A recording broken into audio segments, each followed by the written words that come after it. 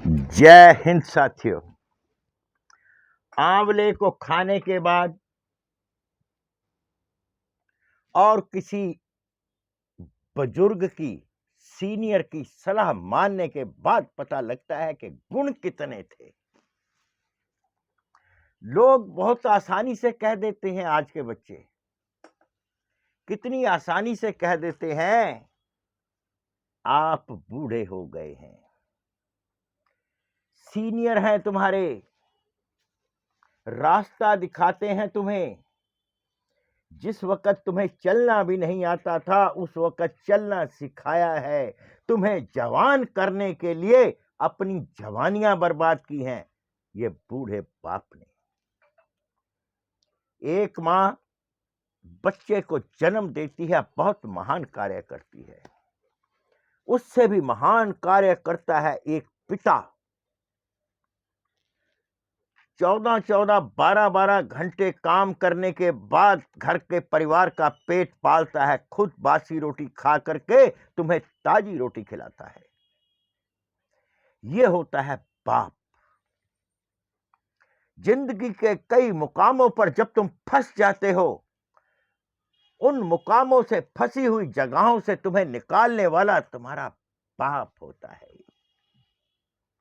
लेकिन कुछ खुद गर्ज लोग, जिन्हें मैं उनके बाप की संतान नहीं समझता, जो अपने बाप में नुक्ताचीनी निकालते हैं, उसको बूढ़ा कह करके रिटायर करने के वाला हालत कर देते हैं, कोने में बैठा देते हैं। लानत है ऐसी संतान पर। एक औरत के लिए अपने मां बाप का साथ मत छोड़ना। औरत कल भी कमजोर थी, आज भी कमजोर है, आने वाले समय में भी कमजोर रहेगी। अगर यह ताकतवर होती तो पुरुष को ब्याह कर अपने घर ले जाकर उसका खर्चा करती। वो पुरुष ही सक्षम है जो 10-10 घंटे, 12-12 घंटे काम करके पेट औरत का नहीं, पूरे परिवार का पालता है। इतने सशक्त पुरुष को बूढ़ा कह देना, उसको साइड पर बिठा देना, यह तुम्हारी जिंदगी की सबसे बड़ी हार है। अपने पांव पर कुल्हाड़ी मत मारो। स्त्री को भी जब जब ताकत की आवश्यकता पड़ी है, उसने पुरुष की शरण ली है। चाहे वो पति है, चाहे वो पिता है, चाहे वो भाई है, चाहे वो पुत्र है। कानून ने कुछ शक्तियां क्या दी, तुमने उसी पुरुष का हत्या करनी शुरू कर दी, झूठे केस डाल डाल के। जब तुम पर झूठा केस डलता है ना बच्चों, उस वक्त डरना नहीं, झूठ के पांव नहीं होते। इतने इतने एलिगेशन लगाते हो, आप घबरा जाते हो। जब हुआ ही कुछ नहीं है तो डरना किस बात का। जब इनको एविडेंस, सबूत देने पड़ेंगे कि ये हुआ था, ये नाचती फिरेंगी। मैं कभी सफाई नहीं देता, अपनी बड़ाई नहीं करता कि मेरे साथ कितने लोग आए, कितनों ने बात की, कितनों ने विजय प्राप्त की। लेकिन इतना मैं छाती ठोक कर कहता हूं, जिसने मुझसे बात की, उसने अपने झूठा केस करने वाली औरत को उंगलियों पर नचाया है। कानून कब बनेगा, कानून कब बनेगा, पुरुष का आयोग कब बनेगा, यह जब बनेगा तब की तब देखेंगे। आज जो हालात है, हमें उससे लड़ना है। आज की हालात है, आपकी सच्चाई और आपके माता पिता का सम्मान अगर आपने खो दिया, आप बर्बाद होने में आपको देर नहीं लगेगी।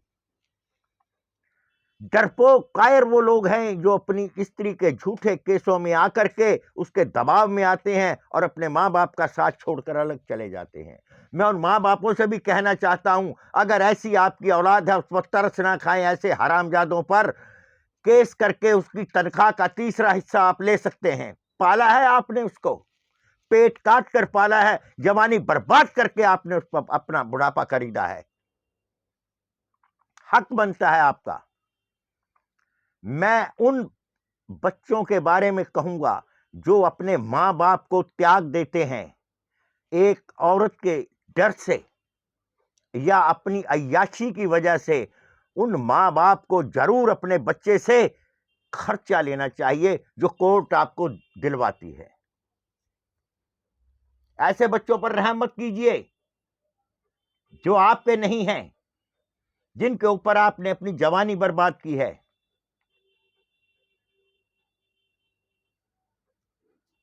जिंदगी में एक बात याद रखना, धर्म और कर्म इनमें अंतर है। कर्म महान है, धर्म रास्ता है, कर्म चलने का पथ है।